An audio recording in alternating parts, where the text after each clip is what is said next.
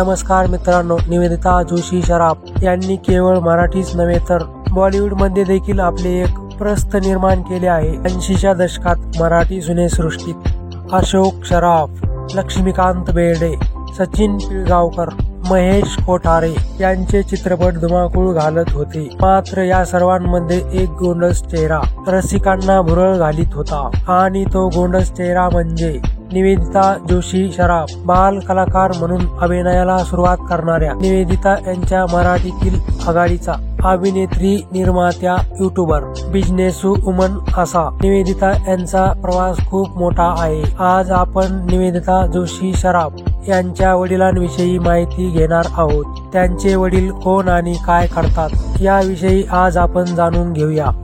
निवेदिता जोशी सराफ यांच्या वडिलांचे नाव गजेंद्र जोशी असे आहे. निवेदिता यांचा जन्म अभिनय क्षेत्रातील दिग्गज सुंदर हिरो गजेंद्र जोशी यांच्या घरात झाला. म्हणजेच गजेंद्र जोशी हे निवेदिता सराफ यांचे वडील आहेत. गजेंद्र जोशी हे त्या काळातील नामांकित अभिनेता होते.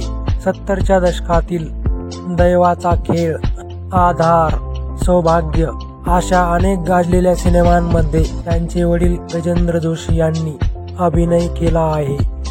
निवेदिता यांचे वडील 70च्या दशकातील हँडसम हंक होते. निवेदिता यांचे वडील गजेंद्र जोशी फिटनेस प्रेमी आणि त्यास्वानीसट डिझायनर होते. तर मित्रांनो, बाल कलाकार, अभिनेत्री, आई ते एक यशस्वी बिझनेसू वुमन अशा भूमिका बजावणाऱ्या निवेदिता जोशी सराफ यांच्या वडिलांविषयी म्हणजेच गजेंद्र जोशी यांच्याविषयी माहिती दिलेली तुम्हाला कशी वाटली नक्कीच कमेंट करून सांगा. धन्यवाद.